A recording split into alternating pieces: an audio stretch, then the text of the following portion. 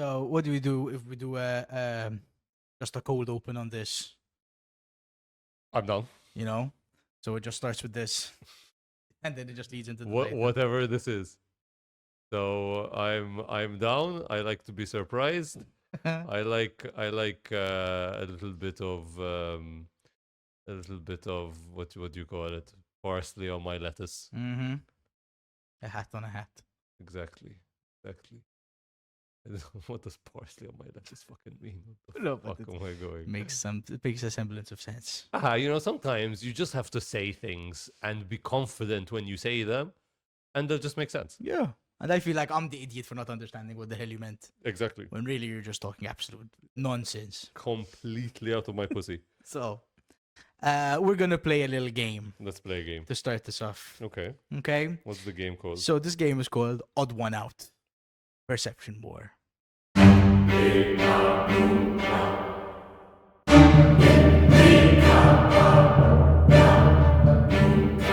In this game, you will be presented with 4 candidates.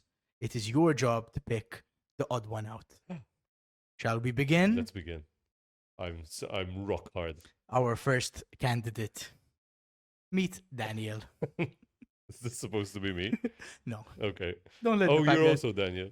Yes, it is actually also my name. Don't let the fact that he shares your name distract you. That's definitely not on purpose. Okay. Daniel is 41 years old, Mm-hmm. like you.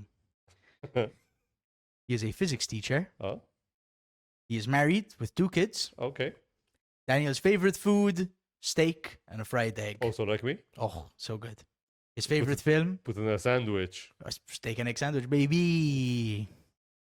A man after your own taste. You see, I identify a lot with this person. Exactly. right? If it's Fight Club, I might as well get married. The Godfather. Close. A classic. Close enough. I had the only Blu-ray I ever bought was the Godfather Special Edition. So good, dude. Now take this in. So this is Daniel, right? Because we're going to have to find the odd one out of 4 different contestants.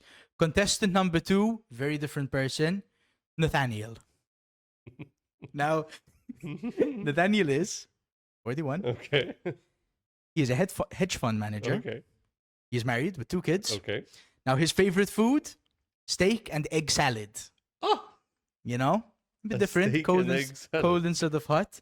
His favorite... And I guess the egg in this case is not fried. Now we're Now we're boiling talking the about egg. hard-boiled eggs here. Exactly, Yeah, so this is a very different person. In fact, he looks mhm. very different. Mm-hmm. His favorite film, The Godfather, Part 2. A unique individual indeed. Yes. So, contestant number 3, very different person, Emmanuel. Now, I think you get the crux of the game. Now, Emmanuel is 41. Shock and awe. He is a driving instructor. He's married with 2 kids. His favorite food, steak and omelette. Now, Bit of a freak. bit of a freak. We're Bit of a back to freak, hot like- egg here. Likes a finger in the ass. He likes the finger in the ass. For He sure. likes a broken yolk, this man. Mm. Don't give this man a full. He likes a broken yolk. He wants the yellow and the white mixed Yeah, together. he looks like if you leave him alone in a room with a woman, he'll break her yolk real good. You You know? seem to understand this person. Would you care to take a guess as to his favorite film? Oh, gosh, golly. I don't know. Maybe The Godfather Part 3? Oh, it's The Godfather Part 3. Absolutely. Wow. Well, listen, he thinks it's underrated, but he likes the old Al Pacino. You know, it's most people's least Fair, favorite fair. Godfather. I did like the old Al Pacino, though. It was a nice... With the cardigan, he's a bit It sad. is my favorite part of the otherwise mediocre movie. You know? So you identify with Emmanuel as well. Yeah, Okay, are you ready to meet contestant number 4? I can't wait. Meet Rainbow. Rainbow R, Uh-huh. 19. Of course. Rainbow's job is a dog therapist. Wait, sorry. Let's not skip over that too quick. By dog therapist, do you mean they Yeah.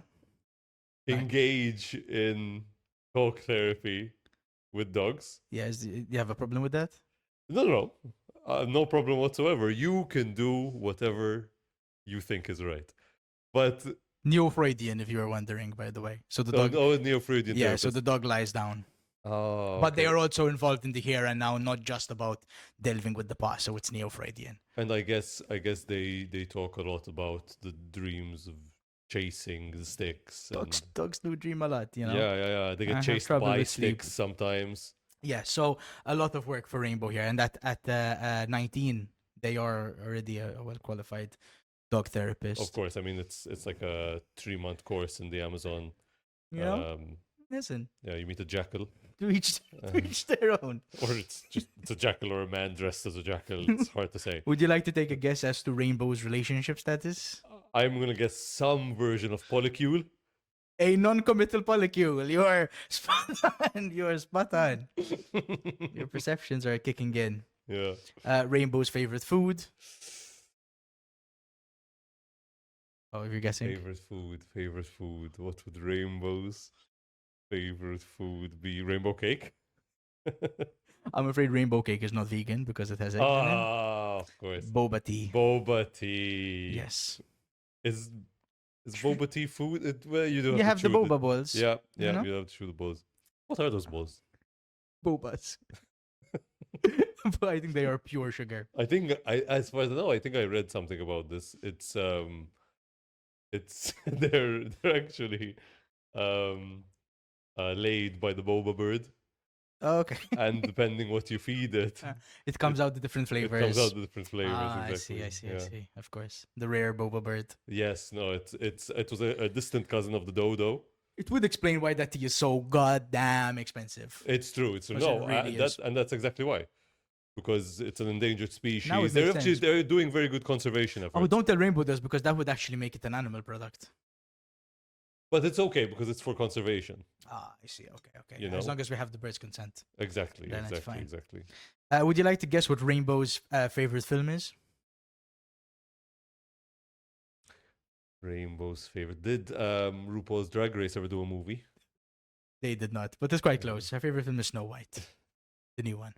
Oh, So yeah. I'm a big fan. you almost had me confused for a second. Or that makes Oh no, perfect sense. it's the new one. It's the Yeah, new one. okay, Did not okay. remember the old one coming out. She's Uh. 19. So, who is the odd one out? I.e., whose life is most different from the other three? Is it Daniel, Nathaniel, Emmanuel, or Rainbow? You know, I can see what you're doing here. I I can feel see- like I'm pushing you towards an answer. I feel like you want me to say rainbow. Why is she different from the others? I believe you just misgendered rainbow, Oh, are they different? Oh, which we'll you get know, that out. Are they careful. Are they different from the others? There's already been a Maltese podcasting duo that's been cancelled by the trans community. Let's not. This be is the a second. fictional character, and I'm still going to apologize. Rainbow, I am sorry for misgendering you. Well done. And my heart says rainbow is the odd one out. My brain is like, I know you and your ways. And that you are going to subvert the story. Not necessarily. Not But- necessarily. So okay, that's my final answer. Rainbow is the Okay. Well, if you guess rainbow, then congratulations. You just lost the perception war. There you go.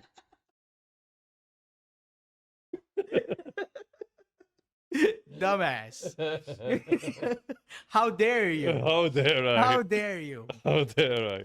Is it Emmanuel because he's a fascist? Which one is it? Because he's The third one's because he makes Emmanuel, I believe. omelets. Exactly. The real odd one out is obviously, very obviously, Nathaniel. Nathaniel. Obviously, Nathaniel. Would you care to guess why Nathaniel is the odd one out? Let's see. Nathaniel was the one that liked steak and egg salads, like Godfather 2, Mm-hmm. right? Which is, I think Godfather 2 is a fucking fantastic film because fantastic. De film, Niro is in phenomenal it. film. egg salad, yeah, it's a bit of a weird one. That's a strange one. Steak and egg salad. This, Why? this experiment is already very interesting. Yes, it is. I don't know why. We are talking about perceptions here. Yes, yes, Yes. yes, yes. And you have yes. already perceived him to be this kind of a person. Nathaniel is the odd one out. Mhm. He is the most different from the other 3 Mhm. because Nathaniel is a hedge fund manager, Oh, yeah, which means. which means he's rich as fuck, dude. He's rich as Oh, fuck. of course. If we remember, Daniel was a physics teacher. Not well paid. No, There was Emmanuel was a a driving instructor. You would think dog therapist. is probably the highest paid out of all of those, but you've got to imagine the work is few and far between. True, true, Not true, not so much demand for that. true, true. Dogs don't have a strong sense of ennui. Not really. They're actually really happy all the time. Yeah, exactly. For the few depressed dogs, many people would just think, I'll just replace my dog. Yeah. So highest paid out of all of them by a country mile is Nathaniel, Of course. the of goddamn hedge course. fund manager. He's fucking. He's raking it in. He's raking it in. Now, in the words of Bernie Sanders, it is not black people against white people or straight people against gay people. It is the working class of this country standing up. So stay woke, motherfuckers. Perception Bars. war. Bars. Bars. Okay, so that was a fun little bit of silly. Okay, okay. I like the silly. So, kind of where I was going with that was What was the crux of the piece? the crux of the piece was when I think of perception war, I think kind of culture war, where people within a population are pitted against each other for sharing different cultures. So the culture of a rainbow, very different from the culture of Daniel, Emmanuel, and Nathaniel, who, while they share the culture, looking roughly the same, dressing roughly the same, being around the same age, having probably similar values, similar taste in food, similar taste in films. They're both married, they both have kids, live a certain lifestyle. The lived experience of those 3 very different because one of them is super rich while the other is pretty broke. And in my opinion, the culture war that is permeating many Western cultures at the moment, including ours, and is really the conversation of the day in the 21st century, is a big goddamn distraction, pitting poor people against poor people, pitting the Daniels and Emmanuels of the world against the rainbows of the world, who think that they are so different when actually they're in the same boat. Yep. And if you are a Daniel or an Emmanuel, your enemy is not a rainbow. Your enemy is a Nathaniel who is making a whole bunch of money while you're making none, and who is living a very upper class existence while you're not. So, who is really responsible for making your life not the best life it could be? Is it the 19-year-old dog therapist? Or is it the hedge fund manager? I mean, both are pretty stupid jobs. Let's be Yeah, honest. both are pretty stupid jobs. But which one does more damage? Yeah, I mean, I more or less agree with what you're saying. I think where I differ is that I don't really think I don't think rich people are a problem necessarily. Mhm. Neither what some of them are doing necessarily, what most of them are probably doing, right? I think a big part of the problem is like it's the bad ideas people versus the good ideas people. Like, for example, I don't know, it's hard to say a lot of times, but for example, the OpenAI guy, Sam Altman, seems like a perfectly nice guy. He seems like he has his priorities straight. He's a bit weird. He's a bit weird, but who the fuck isn't weird? It's almost Especially- better that he's weird. Yeah, especially if you're gonna like make robots that talk to other robots, you gotta be a bit of a weird. You know, but they have fucking emotion consultants. They have people on the team that are like aware of the risks and are trying to like mitigate the risks, etc., etc. you could give me evidence that he's a bad person at the end of the day. I'm not really sure. But there are the point is that there are people that are like rich and are not necessarily doing bad things with the money. Money just reveals, power reveals what you are. You could give money to most poor people and they would show themselves to be ultimately bad people. It's just they don't have the Yes, power to do a lot of damage I right have now. absolutely nothing against with what you're saying. I don't think because you have money does not mean you're a bad person. Also, oftentimes people with money did not even choose to have money; they were just born into money. That is certainly not their fault. It is certainly not immoral necessarily. Um, However, it is, I think, the dividing line where when you are trying to see who is your out group and who is your in group, I think a more realistic dividing line between the out group and the in group is the poor and the rich versus, say, the liberal and conservative, or versus the old and the young. I don't think so though. I don't think this is where we're differing. I completely agree with you that yeah, a lot of these things are a psyop. It's like, oh, the men versus women thing. No, like we're not against each other. We need to learn from each other. We need to actually both see each other's perspectives because we're both watching a different movie, and it's both are um, different versions of reality that are valuable. But that's the same thing for everyone: men versus women, rich versus poor, gay, straight, whatever identity line you want to kind of cut. I think the dividing line is like good versus evil in a sense, and which are the people that are like just acting through bad vibes, Sure, you know? sure. A problem arises, however, when poor people see themselves as very divided because they are divided on issues of culture, and for that reason are not able to speak with one voice, Hmm. and for that reason are not able to quash, is that the word, quash, Hmm.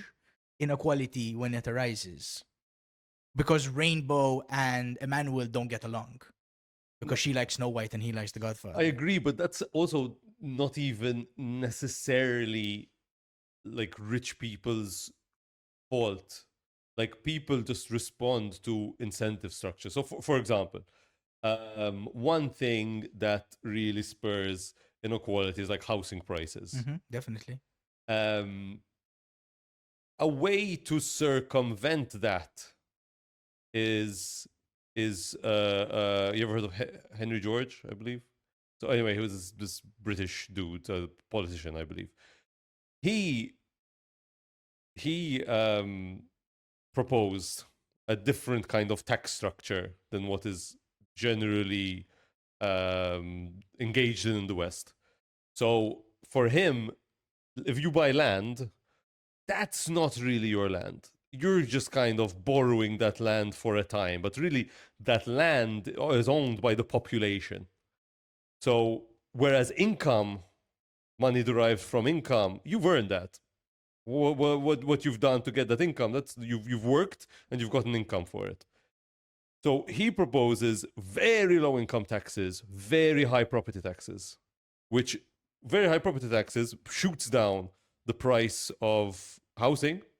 It shoots down speculation, shoots down like rent seeking activities. But if there is a situation where there's no property taxes, where Ansi, you're incentivized to buy as much property as you can, well, if you have a lot of money, You're just gonna keep buying you're just gonna property. keep buying. Why the fuck wouldn't you? Mm-hmm. Like, because okay, you're not gonna do it. Let's say 9 out of 10 people are super moral. They're super up there, and they don't buy property. One of those guys, the one rich guy, is just gonna be like, oh, amazing. There's less competition, so I'm just gonna clean the fuck up. Which is exactly what they do. No, but what I'm saying is, even if the large majority of 90% of the rich people engage in super moral against their own incentives, against the current structure. They move against the current structure. They don't keep buying property, right? You can't solve the problem in totality. So if the incentive structure is there, that it makes sense to buy a lot of property and jack up the price, jack up the rental prices, jack up the price of property, one of the 10% of the rich people, 1 out of 10 is gonna do that, even if 9 of them is gonna misbehave. Or is it misbehaving if the system is set up in that way? It's misbehaving morally.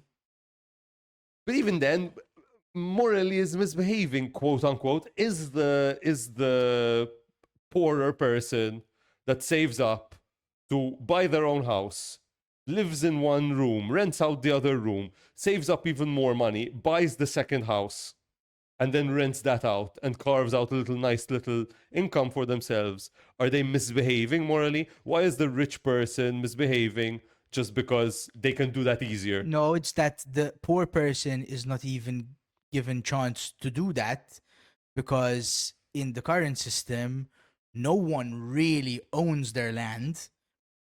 If you're buying it now, you are renting it from the bank. And the bank is not even going to let you buy land if you're not already at least middle class. Yes, okay. So in Malta, it's a bit of a different situation than a lot of other parts of the world, in that it's still pretty accessible, even now with property prices going up.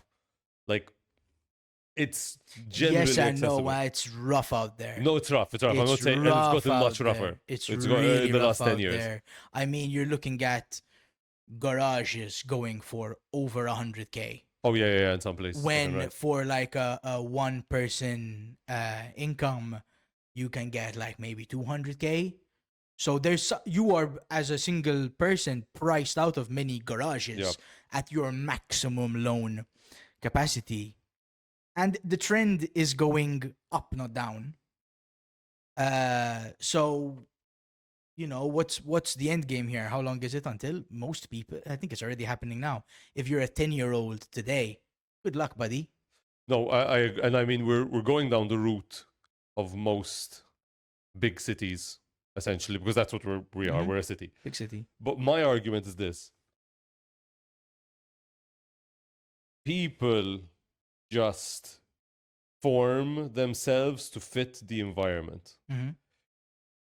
If this is just kind of the tax structure that most places in Europe engage in. Very few places, I as far as I know, no places in Europe have super high property taxes. They have super high income taxes, but no high property taxes.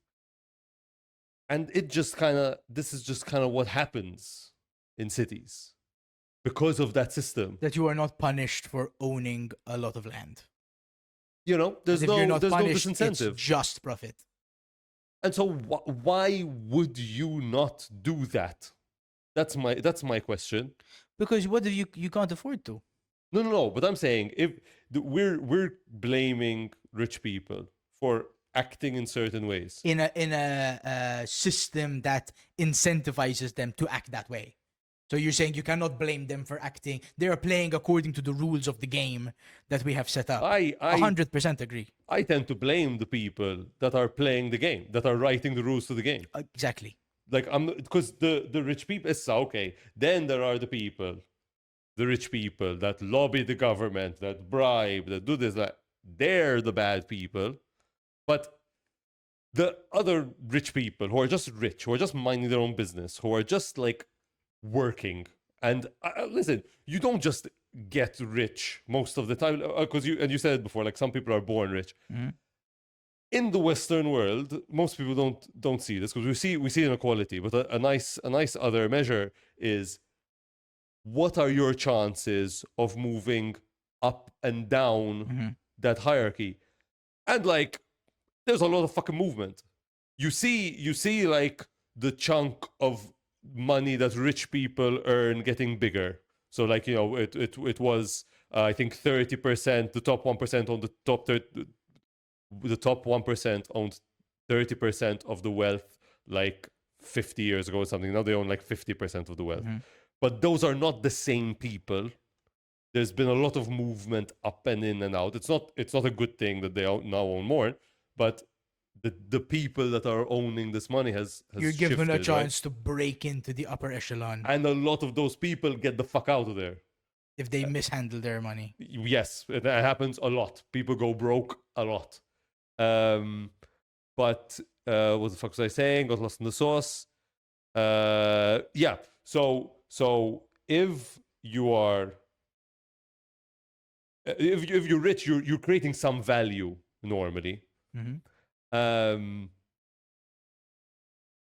I've lost it. Here's what it feels like to me. Yeah. I'm not an expert on this. It's just that I'm coming of the age where, like, okay, time to kind of settle down, time to do this, time to do that, and I'm just looking at the game right now for the first time, like, Jesus, the rules are really, really hard on this. It feels like this is what it feels like. I just joined a game of Monopoly that has been going on for 100 years. And I've been given a piece, like, you are now the shoe, the boot. I inherited the piece from my parents, and they're like, here, now you go play. And I'm like, okay, cool, what does the boot have? Nothing. Oh, maybe one of the browns? No. One of the blues? No. And other people have hotels and houses and this and that and railways, and it's all built up. And it's just like, okay, fucking time to go around the board. So I'm not. I can't remember if it was this guy I mentioned, Henry George, that created Monopoly. Oh my god! Or if it was someone who made it based on the principles that he was talking about. It's the perfect metaphor. It is literally the metaphor. And look at what happens when you don't have a disincentive, when you don't have a punishment for owning all this land. You just end up owning all the land. Yeah. Right? And it coagulates to fewer and fewer people. You start off 6 players, and then it's 5, and then it's 4, and then it always ends up 2, and then it always ends up 1. And how can I hate you for winning at Monopoly? Because that's the rules of the game. That's the rules of the game. You can't but here's the problem, right? Here's the rub. The game is over now. That person that just won can't keep playing the game either. No one has money to give him or her. So, okay, they've won the game, but the game wins through collapse. The game ends by collapse. It's not no one wins. It's just over. We can't play anymore. Someone flips the board. Someone flips the board, you know? Because it's so frustrating. Feels like we're getting really close to a board flip here, gang. It feels like we're all gonna march in the street, flip the board. And this is exactly the point. Part of what he proposed as well is super high inheritance tax as well. Yeah. You don't learn that. You don't learn your inheritance. That's not, you know. No, and you really don't. That's monarchy shit. That's some kind of a bit of a level playing field, because it's really not. It would be fine if, like, we all go, okay, 3, 2, 1, Monopoly, and we start now. But it's not. You are born into a game that has been playing for years and years and years, centuries.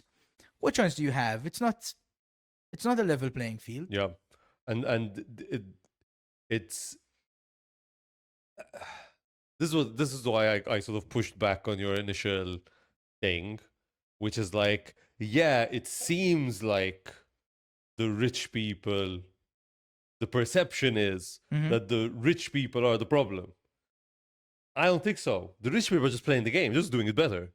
Like, why do I blame them for their advantage? They're just lucky. Because in a lot of ways. In our version of Monopoly, the bank and the person holding the rules goes to whoever has the most money, which is whoever has the most properties. Sorry, explain that. The bank goes to. So in Monopoly, when you play, we're beating this metaphor like a dead horse. But in Monopoly, there's a banker. There's someone who controls the bank. Yeah. And there's someone who, like the nerd, who when you go, can you do that? They go, oh, I'll check the rules. And in this case, the job of the bank goes to the richest person, and they can swipe as much as they like, and they do. And if you go, hey, can I have some money to buy a brown? They go, I don't know about that. But then if the rich person goes, I want to build another hotel on Mayfair, can I have some money? Yes, oh, take it. Because they're all golf buddies. So there's a lot of corruption going on, basically, is what I mean. And in our version of Monopoly, every now and again, we go, hey, let's have a system where if we don't like the rules of Monopoly, we can rewrite them and we can make new rules.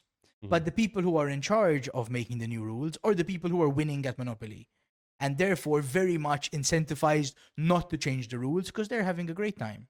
But the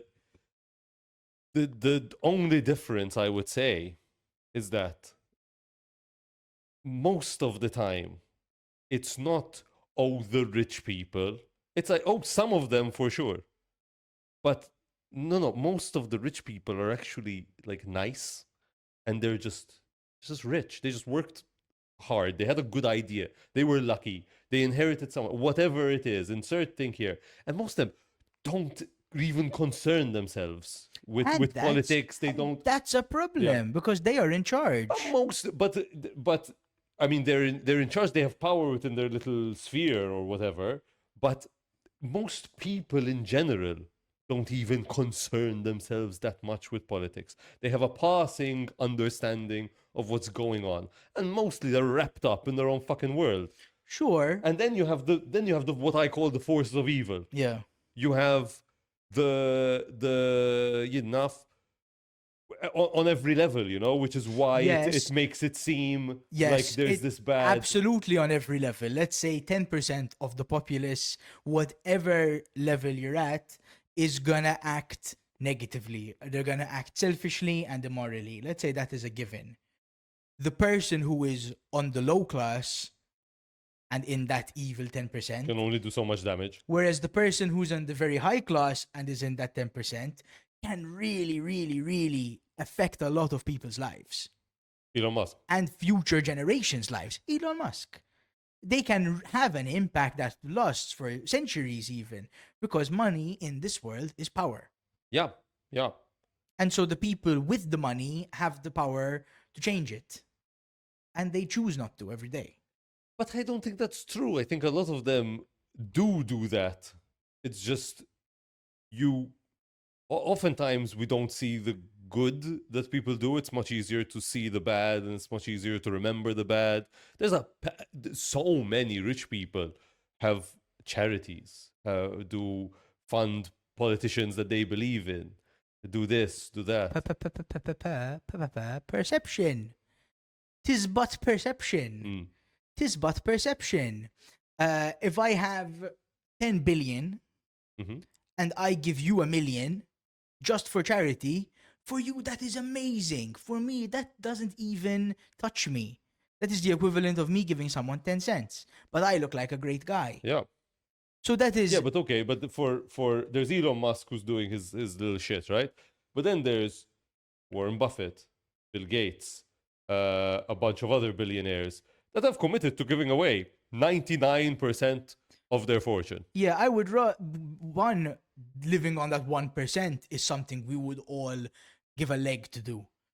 No, of course, I'm not saying they're somehow uncomfortable, and frankly, I don't see why they should be. But they're giving it all away. I would rather, instead of them giving their money away to charity, use that money to make a system where money is much better distributed, power is much better distributed, and everyone has a good fighting chance. I mean, I agree, but I think the problem is much harder to solve than just throw money at the problem. Like, okay, you remember the fucking US election in 2016? Mm-hmm. They fucked Bernie. They fucked him. They really did. I 100% think it is that action is what caused Trump to be elected. All this hassle with Trump is a domino effect from that moment. Bernie could have taken him, man. Bernie's sharp. So really many sharp. Bernie supporters voted for Trump. Yeah. Because they were like, we can't deal with these fucks anymore. With these clearly corrupt Yeah. just corporatist monsters. So, and we're just gonna go for the guy that's not like that. That's not that. We would rather Bernie, who has morals, but at least, fuck it, let's get the wrecking ball in instead of the what did you call it? Renovation team. Get the wrecking ball. Yeah. Who is well, he is not using his power wisely. He is going Mussolini school of politics. Mussolini's school politics is a good one. Straight up though. That dude is straight up yeah. capitalist fascism. But yeah, I think with the rich people thing is the same thing I say about men behaving badly. Yeah. Which is, if you look at men who abuse women, they are serial abusers. So like Harvey Weinstein, right? What's his name? The Cosby. Dozens, hundreds of women that they molested, raped, this other thing. That's one guy who, let's say it was a room of 100 people, right? That one guy has now hurt a significant percentage of women. So and that tends to be the issue with these things, that it's like, oh, 50% of women have some horrific story by a man. So what does our mind do? Because we are pattern generating machines. Men bad. And hey, it's 50%. It's all been a man. So obviously there's something wrong with men. Okay. But then if you look at, there were like 10% of men, 20% of men that hurt 50% of women. So most men are fine. All right, yes, and I know there's the deeper conversation there, and so they cover for them and they do like lower level shit, but you know the worst behaving, the worst damage, the most damage is done by a minority. And I think it's the same thing with women who are gold digging whores, with fucking enough, I don't know, whatever, straight people who are homophobic now, at least. Yeah, the problem is the minority is in power, and so it doesn't get evened out. Yeah, there is actually The whole pyramid. there's a concept of the minority rules, which is a rule that states that, for example, all lamb in the UK, something like 90% of lamb in the UK is halal. Even though only 20% of the population is eating halal. wants halal. Actually, a large percentage don't even agree with halal. But what's the problem? The 20% that only eat halal won't eat non-halal meat. So, whereas the percentage of the population that the other 80% would eat both. Yeah. So automatically, all right, it's all going to be halal now. Yeah. Because we don't want to lose that 20%. And if it's halal, we're not going to lose the 80. So a lot of times, a minority population can have an outsized effect on the whole.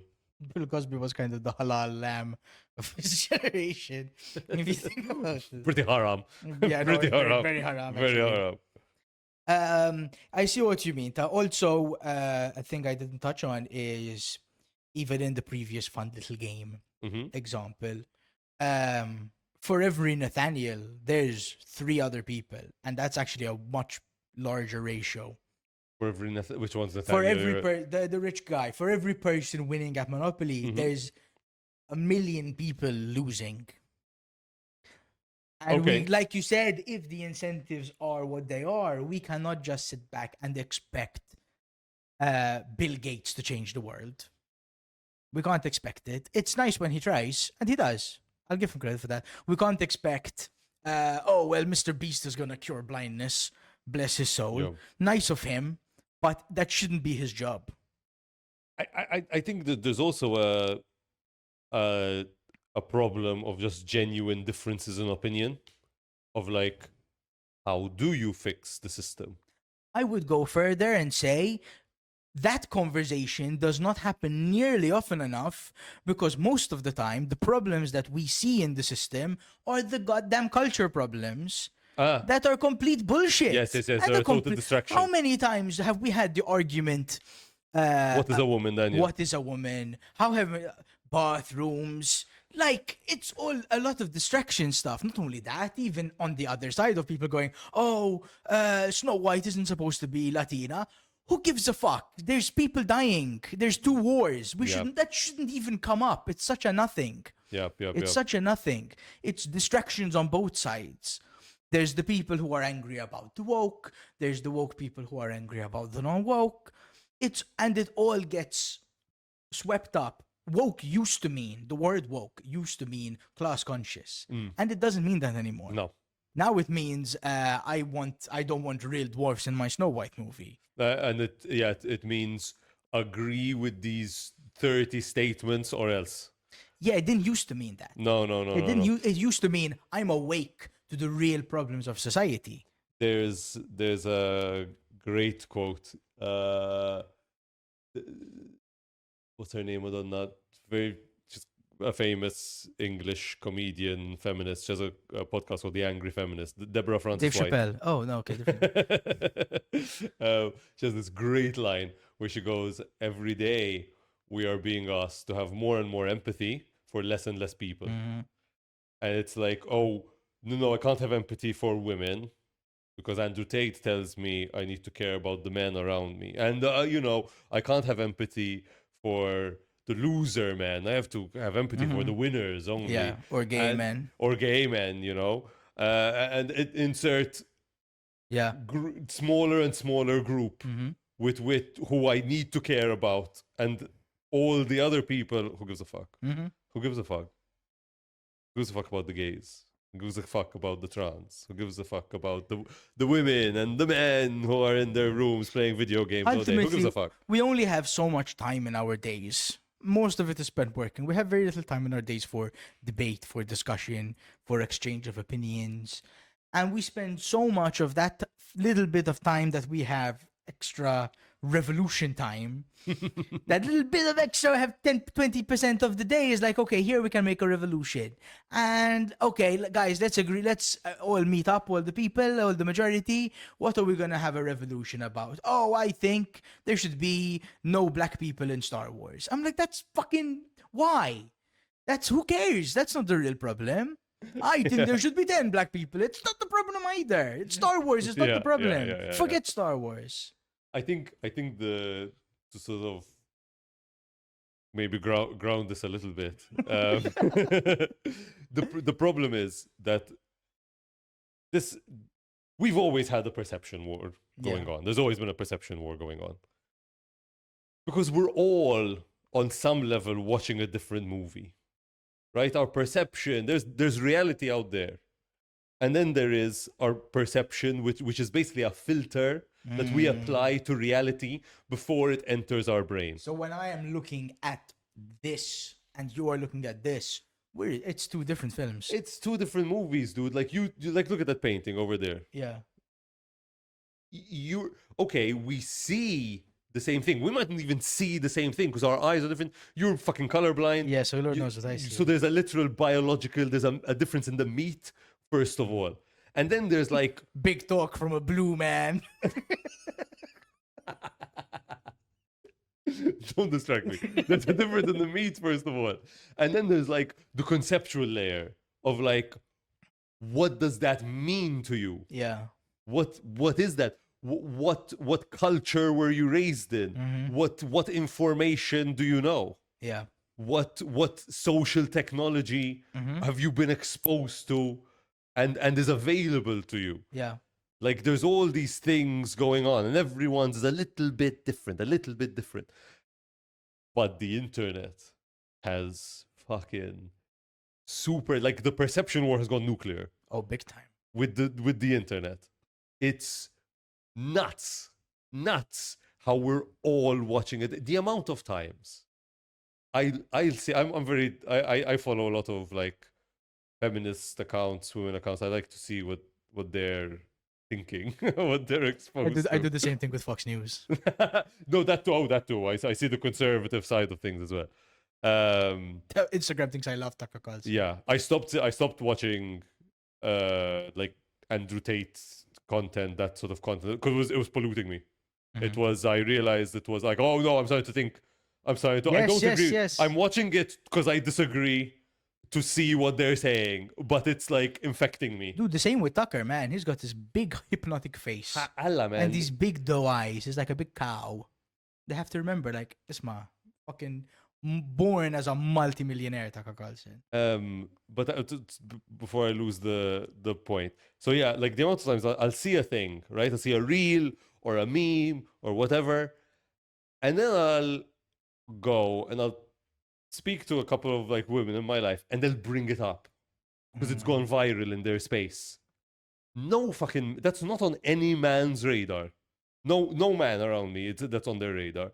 But to them, it's like, this is a thing, you know, and like, oh, and I care about this thing. Yes. And everyone cares about it. And everyone, and their entire I must circle. assume everyone cares about it. And in their circle, everyone does care about it because they're all watching the same reels, they're all watching the same thing. So to them, that's a real thing in real space. Yes.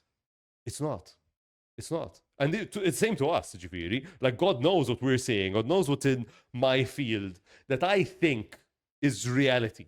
In a way, interestingly, the algorithm of the internet kind of mirrors your perception because you start off as a blank slate, and over time biases are formed, and they are getting stronger and stronger, and they're reinforced and reinforced, and it's harder and harder to break out of it. So when I go on YouTube and you go on YouTube, we get two completely different YouTubes. Yeah. In the same way that when you look at the painting and when I look at the painting, we're looking at two different paintings. Exactly. Even though it's the same thing. But it's worse because it's feeding that, and it's shifting your perception, right? Because in this case, when you look at the painting changes to a picture of something you would like. It's like, you know, you normally don't like paintings with books in them. Let me show you a painting with a phone. You know, you like paintings with books, so I'm going to show you 3 books in the painting. Oh, and double tap. It's augmenting our reality. It's augmented reality. And the internet has become real life. It has become an extension of real life. The problem is that there's no core. There's no longer in the social space, in the internet social space, there's no longer a spine. There's nothing that we all fucking watch. No, there's no center to it. There's no, what's the word I'm looking for? Like a common. Yeah, there's no nucleus. Yeah, whatever. There's no middle. It's disparate. There's no center. Everyone's in their little group.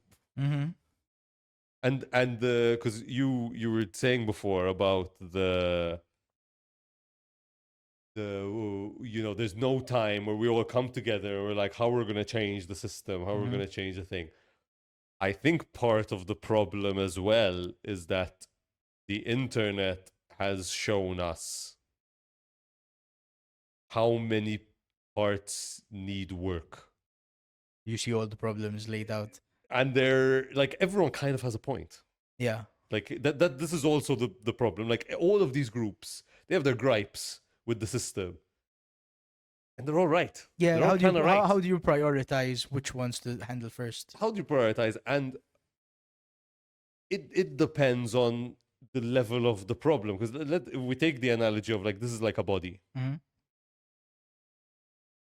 Where's the infection exactly? Is it in your finger? How bad is the infection? Do we need to cut the finger off? All right, you don't want to lose a finger, but it's a finger. You know, if it's really that bad, fuck it. We can all kind of agree, cut the finger off. It's worth it. The doctors are saying it's infected, it's gangrenous, it's gonna spread if we don't get rid of it now. Just get rid of it. What if it's your hand? What if it's affected the whole hand? What's affected the whole arm? That's a much bigger ask to cut off my arm, dude. For sure. It's okay, you can cut off the arm. Hey, we have a lot of technology now. We can create a prosthetic. We can create a social prosthetic for this thing. We can create a new system. We can evolve a new thing to take this arm's place. It's going to take a lot of time, a lot of effort. Do we need to cut off an arm and a leg? Is there a problem with the spine? The spine, if you remove the spine, everything collapses. Mm-hmm. So That goes for you kids at home. Don't try to remove your own spines. yeah, if you're Is gonna there a remove something, start from the leg. Cut off Continue. your fingers. That's fine. Cut off. Start from the fingers. Continue with the arms. Finally, the legs. Finish with the cock. I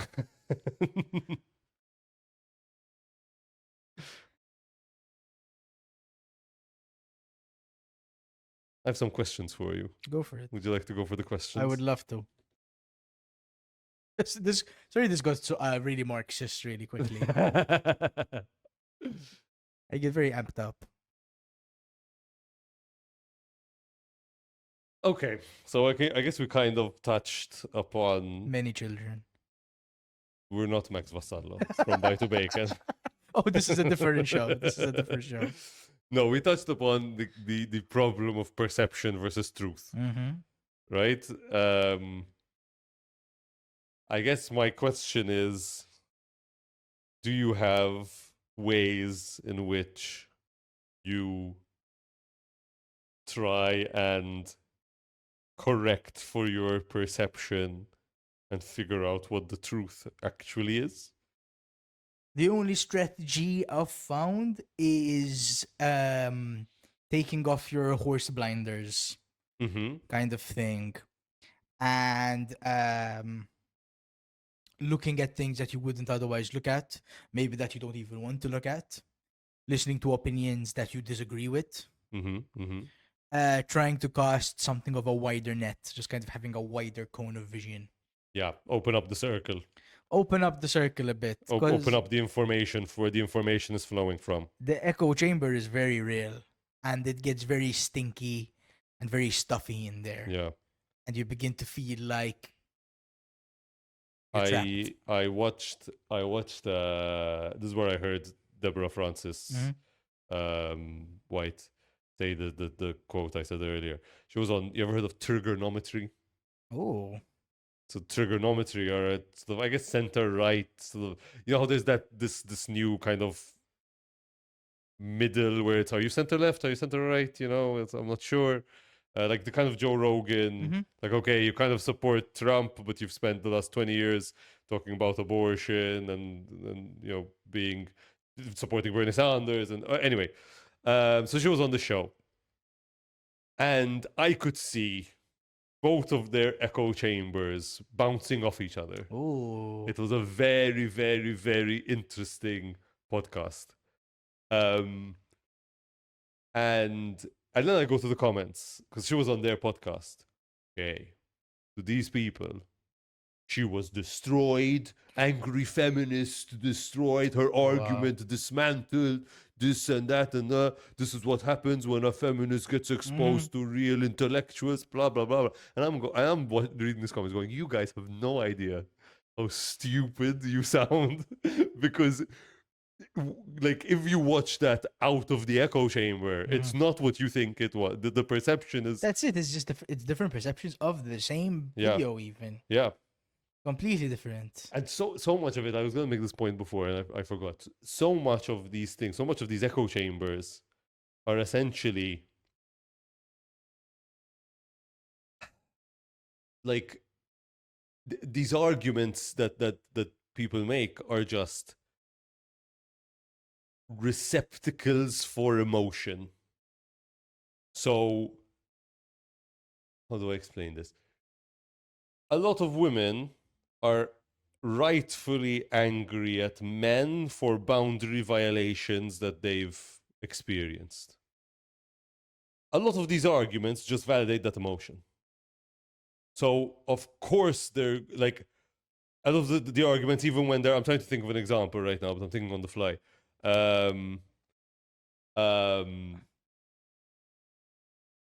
Like this, the example I gave before about, like, oh, all men just want to oppress women, all men are basically abusers, there's something inside of them that, like, makes them want to abuse women. Well, of course you believe that, because all your friends have been, like, touched inappropriately or groped or something, blah, blah, blah. But so that argument makes sense to you because it's a nice little place to put your emotion, right? Same thing with the Andrew Tate crowd, where it's like, oh yeah, of course that all these women are fucking evil and just want to hurt me because all the women in my life have hurt me in some way.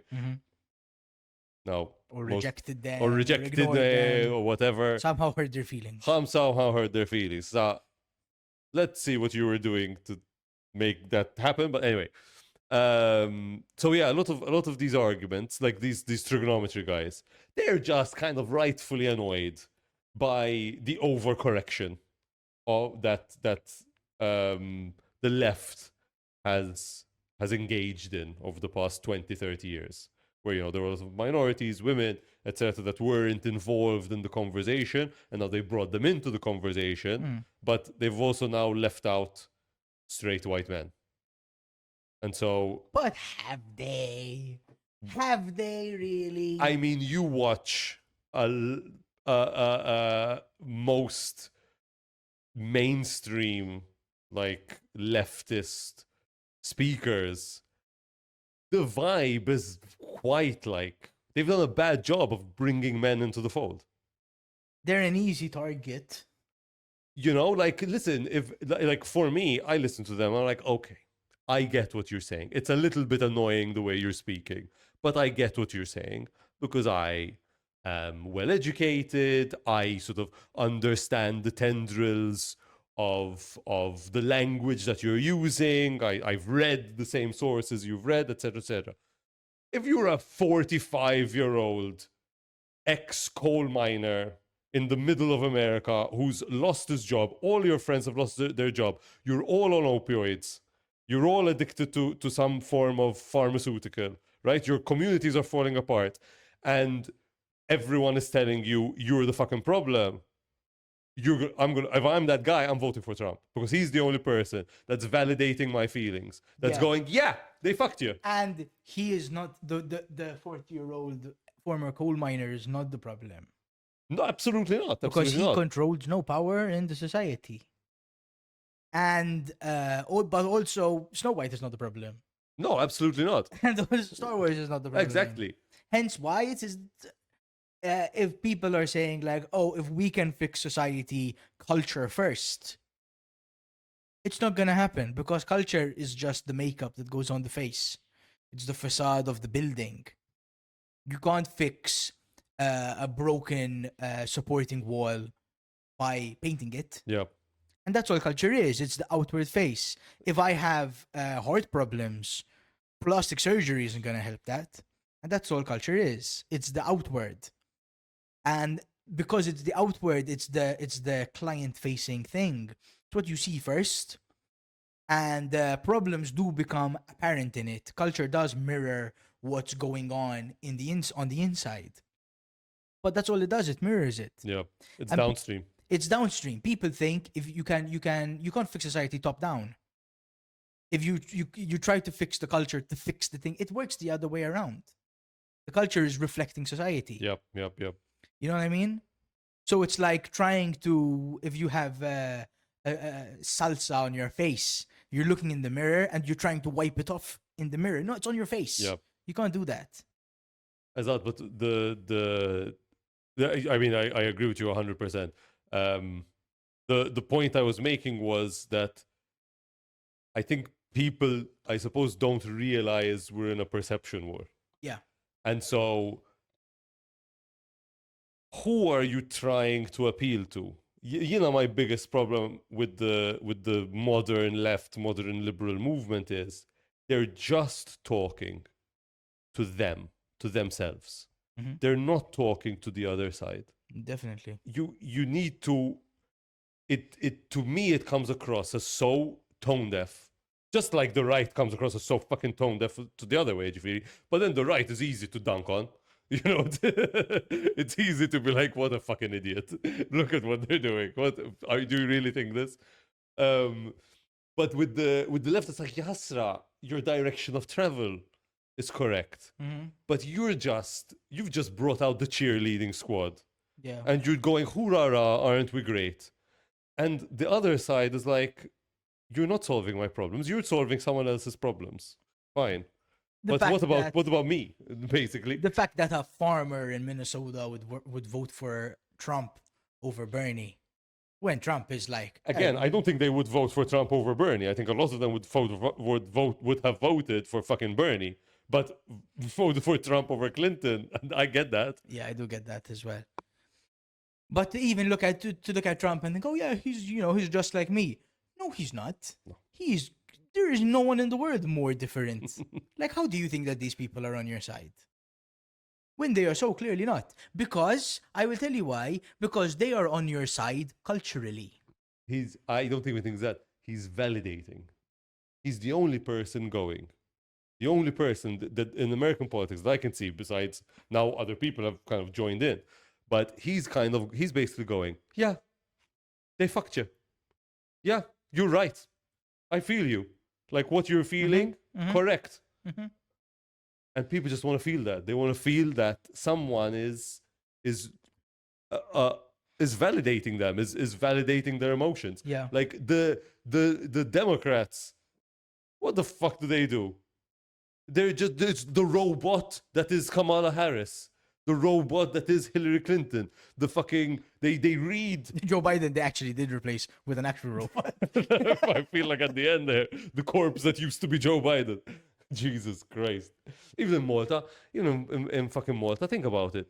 It's all kind of story, what's it called?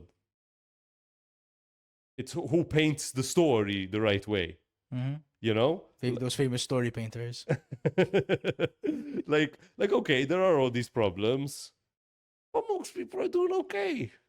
Most people their quality of life has gone up. Home ownership has actually, on the whole, gone up. All right, it's getting harder and harder, but over the last 10, 15 years, things have improved. Like, dude, we grew up in a third world country. Yeah. Certain things. Literally, it was classified. Malta was classified in the early 2000s as we only progressed because we joined the EU. Yeah. From we saw in our lifetime a lot of change in this country. A lot of change. And so when the nationalists come out and they're like, everything sucks, it's bad. No, it's not. No, certainly not. Certainly not.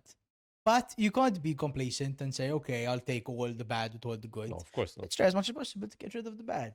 That's our job. Yeah, exactly. That's what we are here to do. Look, you can see in Donald Trump how he uses perception as a weapon. Oh yeah. And the really good example of this is the fucking Gulf of Mexico thing. What a nothing burger. What an absolute perception torpedo that was. All it changed was the perception. It had no effect on the actual innards. It was purely, I changed the name of a thing on the map, and now America is perceived differently. Yep. Put the flags up. There's homeless people, there's fentanyl.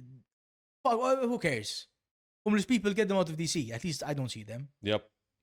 I cleaned up DC. Yeah, you cleaned up DC by making Colorado have a much higher percentage of homeless people because you're just driving them all there in black vans. Sure. But I'm the guy who cleaned up DC. I'm the guy who reclaimed the Gulf of Mexico. Yeah. It's a fucking body of water. Who cares?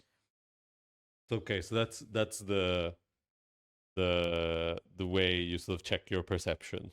By exposing yourself to Fox News, yes, exposing yourself to what Trump is saying and all these things. I would add that I often ask myself if why do I believe this is true? If I ever believe, why do I believe this is true? And if it were true, what would I also expect to be true? And then I look up whether those things are true or not. Yeah. You know. Do I have any other questions? I also ask myself what is the best argument against what I believe? So I steel man the opposite side. Okay. So I'm like, okay, what's their best argument? What's their best data? What's the best thing? Like to me, for example, the abortion debate, the best argument against abortion is the the line, essentially. Like, where do you draw the line? And so they draw the line at it's never okay because that's safe. Mm-hmm. That's their best argument to me. Yeah. Because you can't really know. There's a lot of unknowns here. So let's precautionary principle it, and we don't know. But I mean, I disagree. But that's a good perception war one. What is it? A baby or is it not? I'm literally hiding. Literally hiding. I'll tell you what, I wouldn't want to go one-on-one with Pepe. Ash, my God, that guy. Although they put a lot of like 17-year-old girls against him. I messaged, I know someone at 3 Hour, and I sent him a very funny voice message afterwards because I was like, it's my next time. Bring someone who's read a book. Yeah. Madonna. There was one girl, I loved her, but they kept voting her out almost immediately. Who's like, okay, you've clearly read the philosophical arguments about this. You're in. But she was not very well spoken. She was like a very quiet, mousy glasses. You know, She was my favorite one. She was my favorite one. She was great. I loved her. It's my Pepe. You know, but the second she started arguing, like, okay. But there's the difference between her and then the one going, "You're a fucking idiot." And there's a perception with that as well. She approached almost from a place of humility. Exactly. Exactly, and that's. This is what you're saying is women should be quiet all the time. 100, they should be quiet in church, like the Bible says. No, but this is I think that the debate was a perfect example of what we're talking about.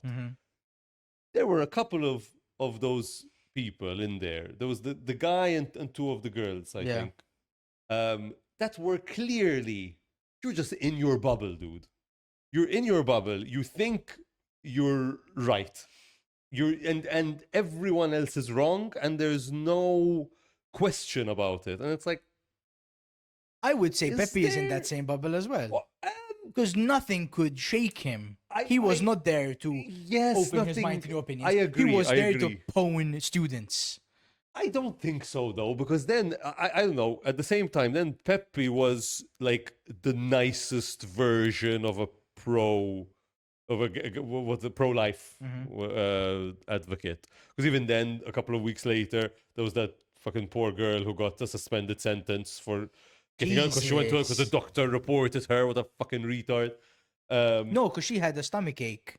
So she went to the hospital. Because she took an abortion. She took an abortion pill, went to the hospital and said, I have a stomach ache. And they said, well, did you take anything, something suspicious recently? She said, well, to be honest, I took an abortion pill. Maybe that's why. And they're like, you off to jail, you go. So what that says is if you do take an abortion pill and you feel stomach ache, fucking stay home and get sick. Exact. But Pepe then said, like, no, bad. The doctor was wrong. Yeah. So, I don't know. I feel like he wasn't slapped in the face with very good arguments. They were just like I don't like his style of debating. He was very aggressive. On reflection, as I'm thinking about it, it's true. But again, he was aggressive. Do you think we should eat babies? Do you think we should eat babies? Yes or no? Yes or no? Do you think we should eat babies? Yes or no? Answer the question. Simple question. Depends how tasty they are. You know? But then the energy coming off of the other people, I don't know, I'd want to watch it again and see like how did he respond to other people? Because there were a lot of people coming at him with that fucking he very rarely listened as well. I would lose my temper arguing with him. I would lose my temper. I would end up shouting. Yeah. Because he has a frustrating way of arguing with you. No, I mean, look, let's be honest. He's probably not going to change his mind at this point. Do you think we should eat babies? Do you think it's okay? Do you think it's okay to eat a baby? Are they tasty? Do you think it's okay? Yes, it's a yes or no question. It's a simple question. Are they delicious? It's a simple question. Are they delicious? It's a simple question. Are they delicious? Answer my question before you answer. You ask me another question. You're avoiding the question. Clearly you're avoiding the question. Would you eat a baby? Have you eaten a baby? Delicious. Have you eaten a baby?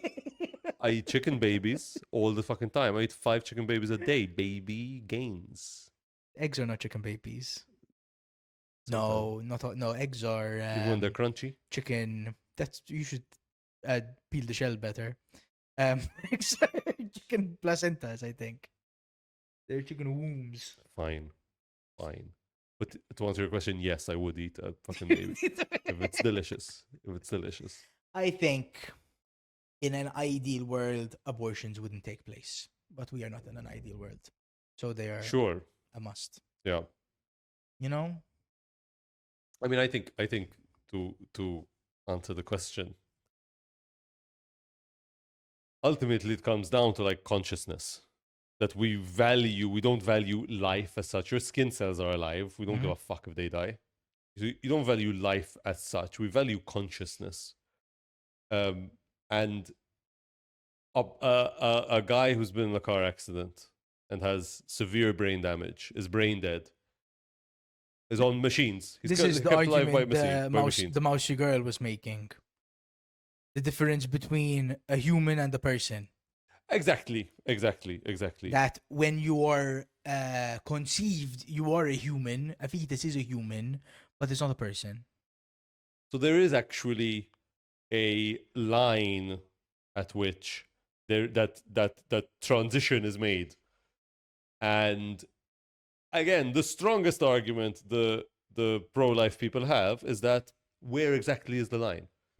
And it's hard actually to draw that line. I think, that being said, I think it's obviously to do with like brain development. So nervous system development. So yeah, of course, a lot of people say, "Oh, the heartbeat. Oh, it has a heartbeat."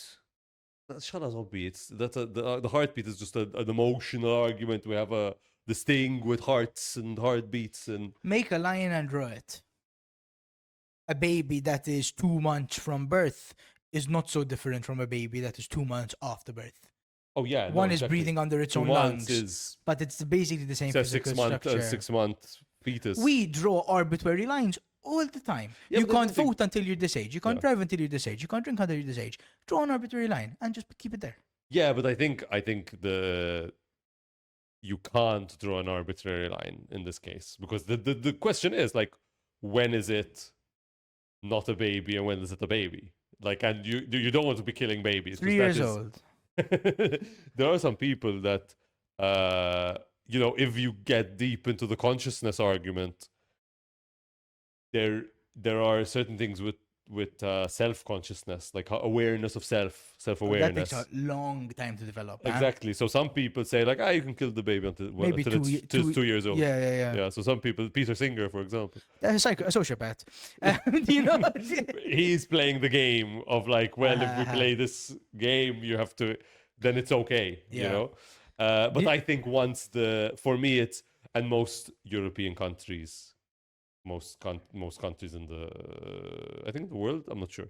Most countries where abortion is legal basically follow this line. It's about the 18-20 week line, because basically by 24 weeks is when, so 6 months essentially, is when the nervous system and the brain stem and stuff really begins to develop.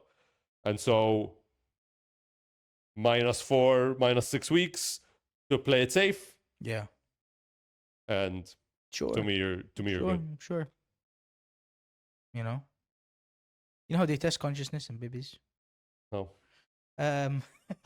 You get your baby and you place him in front of a mirror, and then with like a red marker, you draw a dot on their forehead. And they see the dot in the mirror. And if they try to rub it off, they're conscious. The self-aware. Interesting. Very interesting. Okay. And if they don't, you can't do it. You can do whatever the fuck you want to them. 100%. Give them to Max. No, don't give Max any babies. No. He's not allowed. He's not allowed. Okay. I have some more things, how to gauge our perception.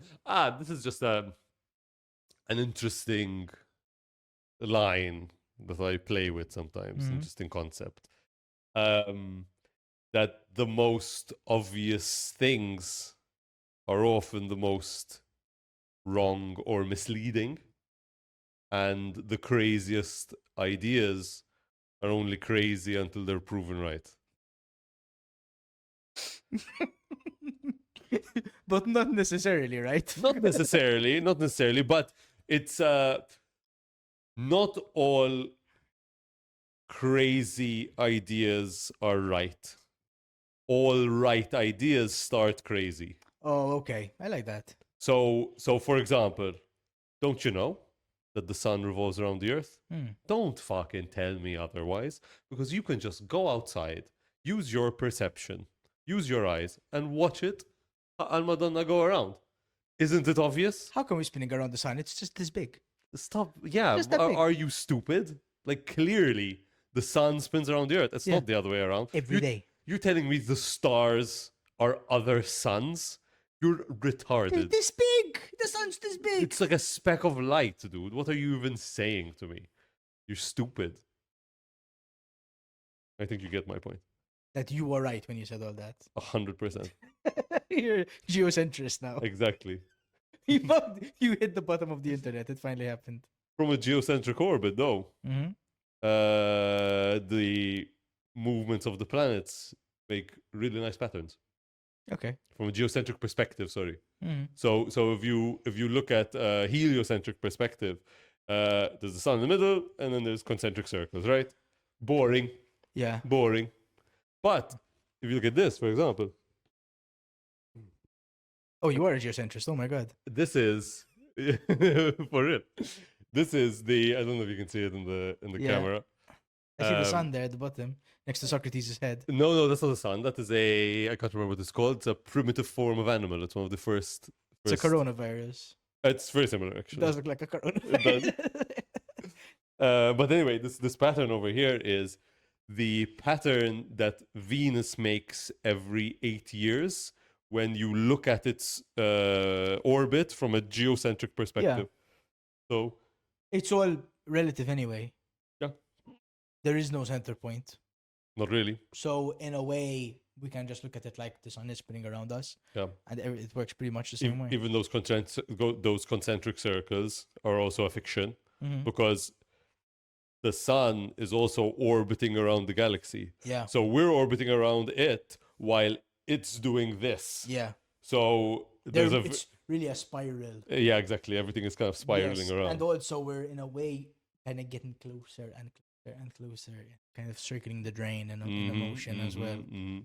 Going to that big black hole in the sky. All right. What else?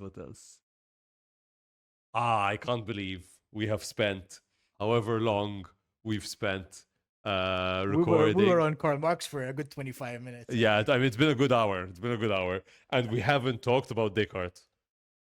Descartes? Who's Descartes? Descartes. Descartes. Oh, Descartes. Yeah, okay. For the first year of philosophy, up until my exam, I was calling him Descartes. And at most, I would go to Descartes. Descartes. But I would never it's just something I would read and not say out loud. Okay. So Descartes' demon. Descartes. Oh, what is Descartes' demon? You don't know Descartes' demon? I know Nietzsche's demon. I don't know Descartes' demon. So Everyone has a demon, really, these days. All of them, Madonna.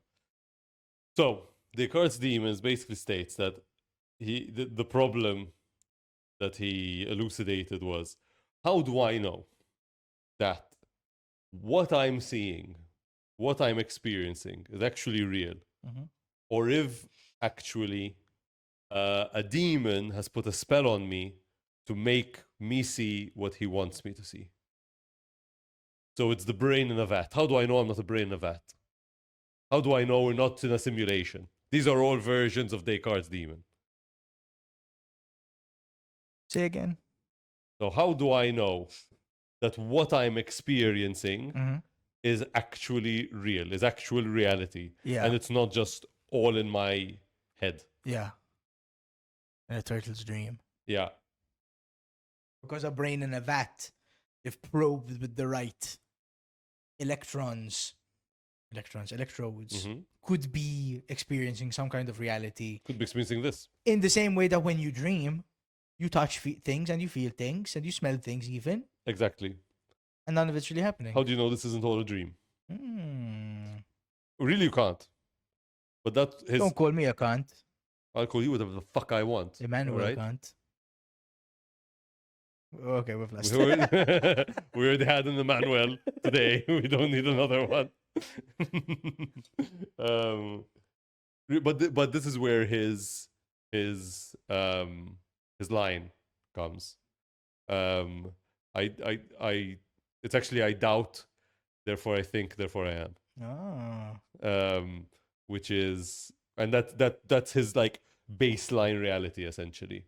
So for him it was like, okay, I may be a brain of that, a demon may be influencing me, putting a spell on me. We might be in a simulation, but we exist. For sure, we exist. And I know I exist because I doubt that I exist. Exactly. And that makes me think. And that is a proof of my being. Exactly. That was his revelation. That was his discovery. He would famously sit in bed for weeks and just think. He was a rationalist. He thought you could think your way out of all problems. Yeah. Obviously, you can. You just if you ever have a problem, Scrambled eggs. Just think harder. Just think harder.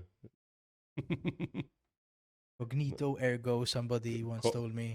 Cogito ergo sum. It's not cognito. Of course, it's not cognito. Cognito is incognito. Is a perverted form of incognito. What is it about René Descartes that makes me fucking mispronounce everything around him? Do you know how many people are told cognito ergo sum? What is it? Cogito? Cogito ergo sum. With a G, with a J? To be honest, I could be incorrect. It's definitely not cognito. It is maybe cogito. Cogito ergo sum. But the thing about Italian. I am thinking about Italian. They would say cogito. See. So I'm guessing cogito ergo sum is the way to say it. Well, I didn't think. But it's not cognito. No. For sure not cognito.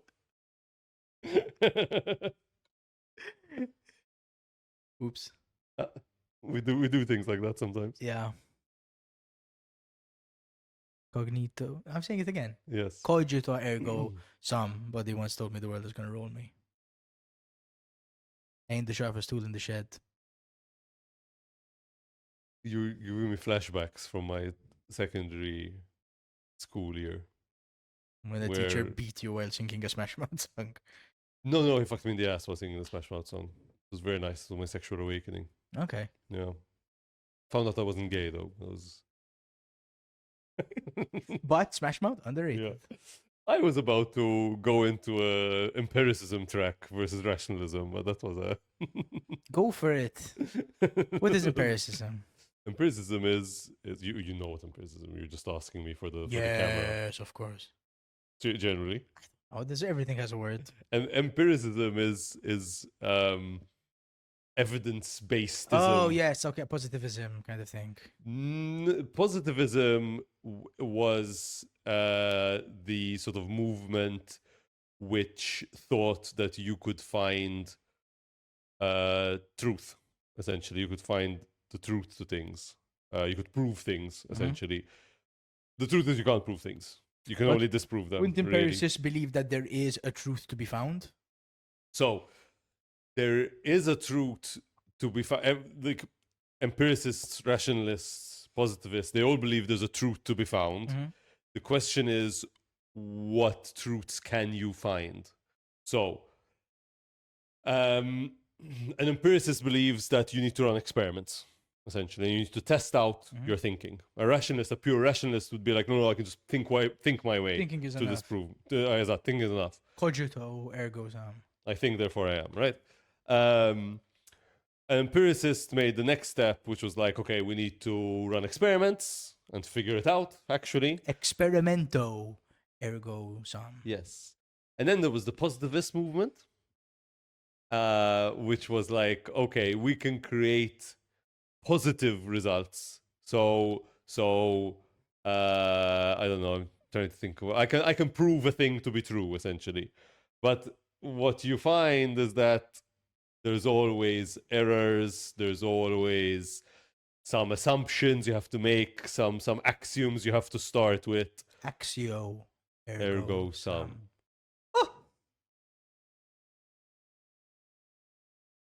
So anyway, the positivist movement led by Auguste Comte, actually, Mm. in the early 1900s, kind of fell apart. Didn't that become more kind of the sort of scientific method? It was it believed that through the scientific method you could prove things. But really you can't. It's you can prove that something is not true. Science as a tool can only disprove things. It cannot prove things. Mhm. Yeah, you find the thing to disprove and fail at disproving it.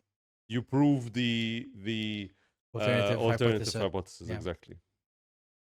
So this thing is definitely not true. That Yeah. you can prove. But then is this thing true? Maybe. It's a conjecture. Yeah. So what would you say is the dominant philosophy of our time? In terms of like the philosophy of science or just in dominant general. philosophy. What do you think most people are? There's a lot of nihilism. Yeah, I think so too. It took off that one. Yeah, it really took off. I really did. And I think there's like covert and overt nihilism. Mm-hmm. There's some people who just straight up like nothing matters, who cares, blah blah. And some people who like just act like that's true. Yeah. But they give He certainly killed the hell out of God, though. Oh yeah. Yeah. Like, that was a very real prediction that he made a long time ago when it was controversial. Now it's not even so controversial.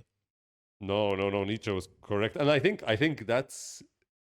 what's going on now is that we're trying to find new gods. And we're making them out of men. We're making them out of money. We're making them out of very impure things. It does feel like I think we are still bearing the brunt of the big gap that was sort of left in our society when sort of religious dogma was taken out of the equation. Well, then what do we have? That's a fucking removal of a perceptual structure. Big time. No, huge The biggest one. one. That Probably. involves morality, behavior, thought, the meaning of life, the creation of life, who is in charge, authority, all of that. You see it when people talk about like like when someone does something that's kind of bad. Mm-hmm. Someone would say, "Oh, that's bad," and someone else will always pipe up and just be like, "Is it though? Yeah. Is it bad that they did that? Because we don't have the book. There's no book. Who says it's bad? What's like okay? There's obviously like the murder, the stealing, the rape, the this. There's no disagreement there. You know, if you you watch porn in a relationship. Is it bad? Depends on the porn. Depends. Max Is it if you wear a diaper and you want your partner to treat you like a little baby while you suck their dick? Is it bad? It feels gross. It feels a bit evil.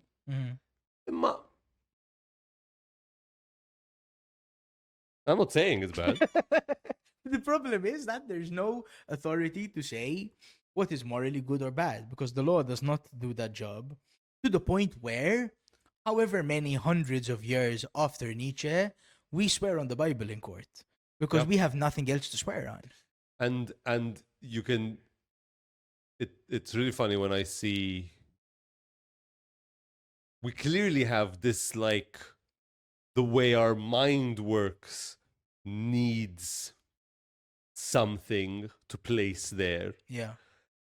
I find it very funny when I argue with liberal people, because to them the new God is like international institutions. And it's the like Geneva Convention. They don't call on the Bible. Yeah. They call on the Universal Charter for Human Rights. Yes. Well, it says it there. And it's like, you're just making an argument from authority. You're just using a different book. Yeah. Like, that's your holy book now. Because we need one. You need a We do thing need a to holy like. book. You need a baseline. Because Jordan Peterson says this from the other side. Because Exactly. Q says this. Because Donald Trump says this. God, we love being told what to do. That's all. We need it. It's because if you think about things long enough, you realize that, like, oh, I'm resting somewhere. Yeah. I'm resting on some axiom. Yeah. I'm resting on this is true. And because you need to keep your balance. Because you need to keep your balance. And if you question that, you realize, like, I can't really say that that's true. I can't really, really, really prove to you that it's bad to kill people. Like, if you question it long enough.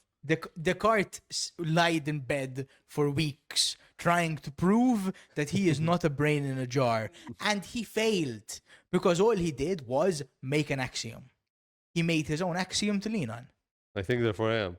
But what if you think therefore you're not? This is, who cares? Yeah. Maybe you are just a simulation. Like, what version of are you? When I'm dreaming, existing? I still think. So, who knows? Yeah. He just made another axiom. It's all axioms. But we need them. Yeah. We do need them. And some are at least a little better time-tested. And if we're all on the same axiom, then we can live in some kind of harmony. But the problem is, right now, everyone's got their own axiom. Religion is a complexity reduction mechanism. Beautifully put. And we no longer have a complexity reduction mechanism. A mainstream complexity reduction mechanism. Hence, we're arguing over the dumbest shit. The dumbest shit. Because this is such a feeling out process. We can't agree on what a woman is. We never agreed. No. We never reached a conclusion there. No. It is still an open question between the two sides of the culture war. Right now, I think what is going to become the dominant philosophy is spectrumal thinking. Spectrumal thinking. Because when in doubt, it's a spectrum. And my God, does it work. It really works. We're not sure what a man and a woman is. It's a spectrum. We're not sure what gay and straight is. I see what you're saying. It's a spectrum. But do you think that that's correct necessarily? It's probably more close to the truth than an on-off switch. I mean, you have that good bit about how are Timothée Chalamet and The Rock the same species? Both are man. They're the same gender. They shouldn't be. They really shouldn't be. Why? How a 9-year-old boy who's clearly gay? You've seen those. He's clearly gay. Yeah. This 9-year-old boy, and Hafthor Bjornsson, and they're both men. It doesn't make sense. Yeah, I know. It's a spectrum. I know what you mean. And on the same side, you have Amanda Nunes, and I don't know Sabrina Carpenter. Also two sides of a spectrum. Yeah, it's a spectrum. I mean, the gender thing, I can get behind it. I think though there needs to be like a distinction. There's like sex, gender. Sex is the biological thing. It's the male makes small motile gametes. Yeah. And the female makes large immobile gametes. Which is the argument that we're having is because we don't have this working terminology preset from before the argument begins. But then the gender thing, then gender is just the cultural layer. Which it is. It totally is. It totally is. Okay, yeah, you can say woman is adult human female. No, because in the past, women is they who wear dresses, but now women wear trousers. Yeah, I mean, to be honest, you could still make the case that if you want, then trans. Well, okay, like if you were to make woman adult human female and adult human female can do whatever the fuck they want. They can engage in whatever behavior, they can look however they want, whatever, it works. And then, as an offshoot of that, you have trans woman. So I don't know. I think we solved it. There, simple. We solved it. I'm just thinking about Sabrina Carpenter now. Her name was invoked. um, I'm still a big fan of the original Sabrina, the Teenage Witch. Yeah. You know, that's my Sabrina. The one true. The one true Sabrina for me. You think religion will make a comeback? I think what's going on is that we're recreating it. We're just doing it again. We're going through the developmental, religio-development, socio-developmental process. That's what I think Marvel movies are. Yeah, I think it's a gospel. It's polytheism, for sure. basically. For sure. And we have all the little things. Yeah, it's true. We went back to like ancient Popping Greece. And eventually there will be the one true. Look at what people do. Look at the sort of the lived experience, I guess, of these people. They buy little icons, 100%. little statues, and they put them on their desk. Yeah. And they look at them and they have a little moment. When the new one comes out, you're obliged to go see it. You know, you go and you have this cultural event. You know? You dress up. Yes, you dress up. You dress up. It's true. You go with the other true believers. They're literally called true believers. Though. Yeah, you go on a pilgrimage to Comic-Con at least once a year. You have to do it once, but ideally you do it once a year. Exactly. Islamic. I'm Islamic joke there. It works. It works. But it's true. It's true. It's true. And well, Iron Man's dead, but he will rise again. I'm sure. He will rise again. I'm sure. In a different form. You know, they killed Superman and he came back. Exactly. Oh, also the schism between the comic book. They are the most. Dude, those movies are the most expensive pieces of art humanity has ever produced. Oh my god, that's depressing. That is the pinnacle. You'd think they'd have better jokes. Because those films are fucking lame, dude. But then I think, I watch this going on, right? And I think, what was it like in ancient Greece? Mm-hmm. Did you have maybe the guys that would go down and listen to the old dude telling the story and be like, that's the real shit, you know? Mm-hmm. It's the guys going to the comic book shop and reading the comics, like that's the real shit. And then you'd go to the mainstream temple and listen to the sanitized thing built for everyone. You're like, he always talks about Zeus. I'm more of a Pan guy. You know, and like, oh, he said this thing where Zeus does it in this way, but everyone knows that's not the real way he does. Mm-hmm. If you go listen to the old dude at the corner, that's not what the old dude at the corner says. That's everyone knows that old dude at the corner of Thessaloniki Square or whatever the fuck. And I feel like we're just doing the same thing, and it's just like, look, we're just doing the thing. We're doing the thing, and we're stuck. We're forever. Just going through the loop. Yeah. One point, the Avengers will sort of slowly get coagulate into sort of they just become Iron Man, but now Iron Man has laser vision and he can fly by himself, and the monotheism will find its way back.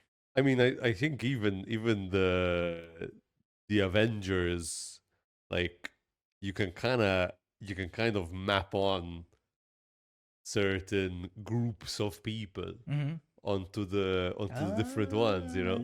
I see. Iron Man is techno bro. Yeah. You know, technology. Don't we need a god of tech? Yeah. Right, in today's age? It's true. Technology is what makes him powerful. Thor, the pure, like, raw masculinity that just like the Thunderer. Black Widow, that's the feminine mystique.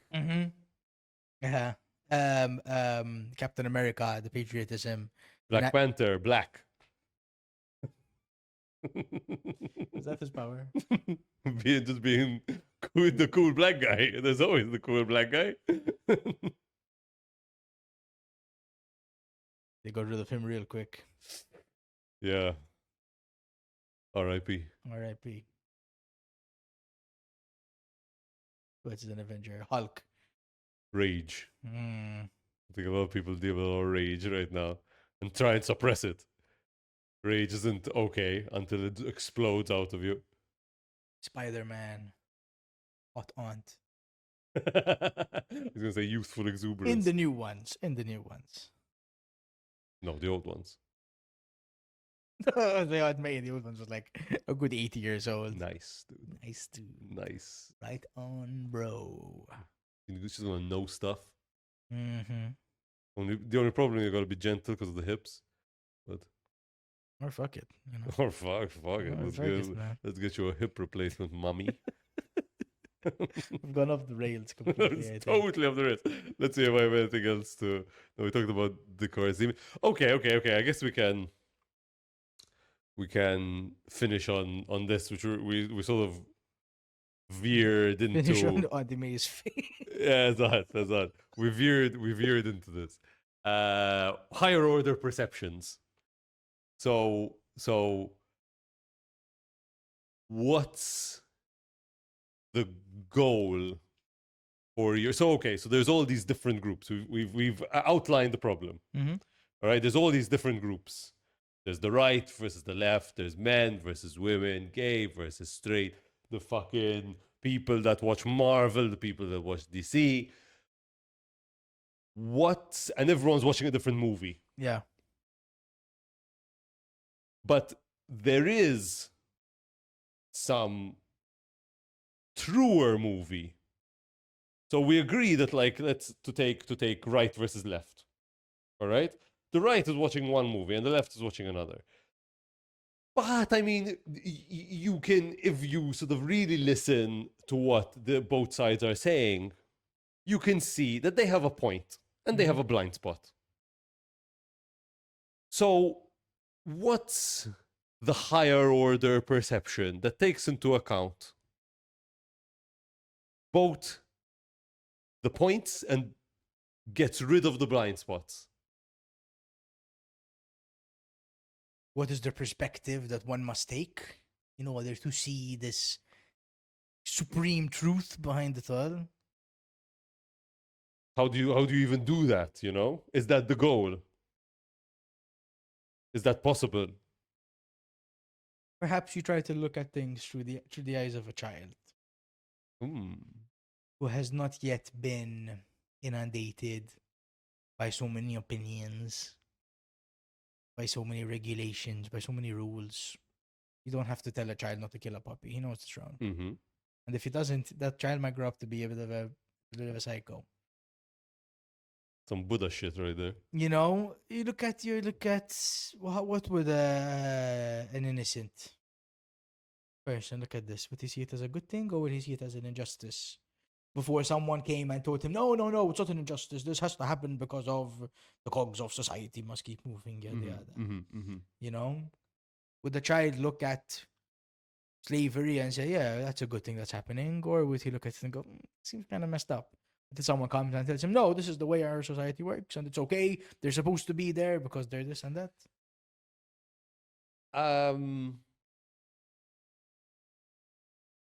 I think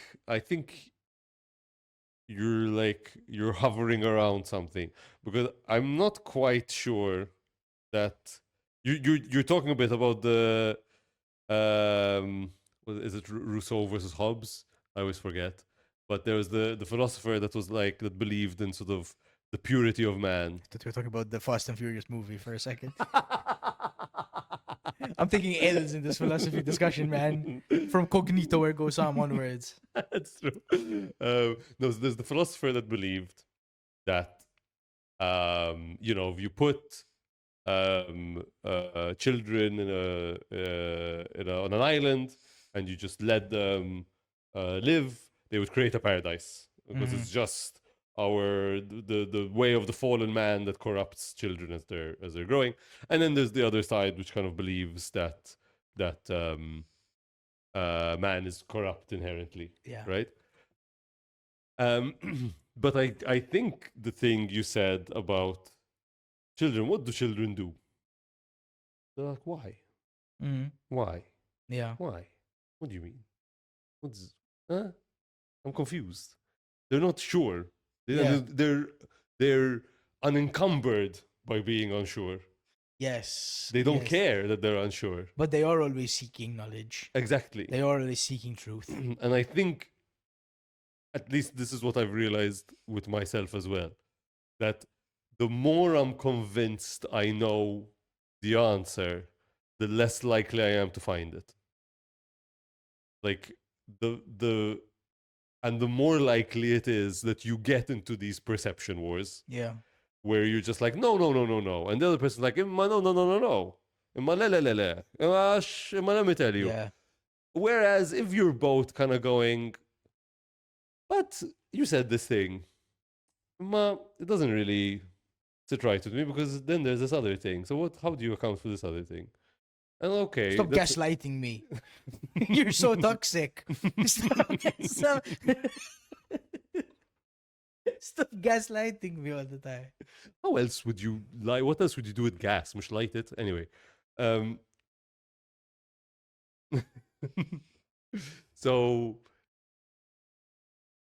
yeah, I guess I think you did answer the question, because I do believe that the goal is to find. I think the way out of the perception war is a recognition that you are watching a flawed movie, that you are not actually seeing reality, and that as frustrating as it is, the people on the other side of you are watching the other half of that movie. Mm-hmm. Like, your girlfriend is really annoying sometimes. Not yours specifically. I'm saying that. Can I say her name? Not now. Not now. I was about to. But anyway, Dan's girlfriend, you're lovely. You know I love you. But I'm sure that to you, she's fucking annoying sometimes. Just like mine. Why are you trying to get me into so much trouble right now? No, but my point is that I'm sure she's annoying to you and you're annoying to her. I am definitely way more annoying to her than she is to me. Very much on purpose. She has saintly patience with me. Saintly patience. I think you must have saintly patience with Can you imagine? I cannot. I am more annoying to her than to anyone else on the world. I believe you 100%. But my point is that you're both watching the other half of the love movie. Yeah. And she's missing your half, but she needs your half because she can't, and you're missing her half. But you need her half, because without the other half, you can't see the full movie. That's it. It's like we're all seeing incomplete pictures. Very true. It's like I'm seeing one scene and then she's seeing another scene. You're only seeing the fucking one color of the light spectrum. She's seeing the other color. Which is what we're doing with the Gilmore Girls. Because we'd watch it and she'd fall asleep. Mm-hmm. And I'd watch till like the end of the episode. And sometimes another episode. And the next day, fill her in like you won't believe what Lorelai said to Kirk yesterday. She more than crossed the line. And then she would go on and continue watching, and then we'd meet at the gym, and she'd tell me like, "Oh, I don't know what's happening with Luke, but he's really going through something.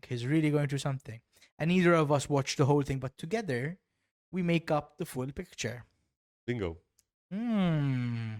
And I think then at some point, if you do that enough, you create an integrated perspective. Yes.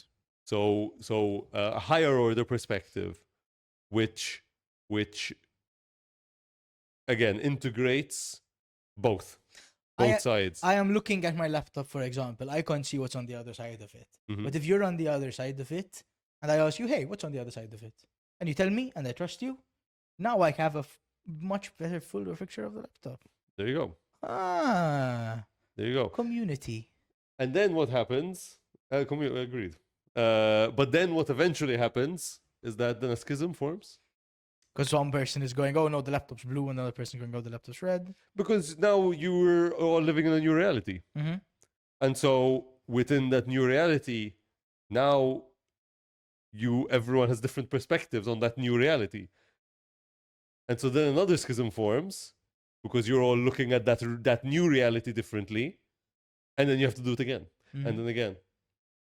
So that's, I think, the way out of the perception war. Just to work together. Is to be curious about each other. Aw. How cute. I like that. No, please let's end it there. Yeah, I think before that's someone makes another Max Fasala joke.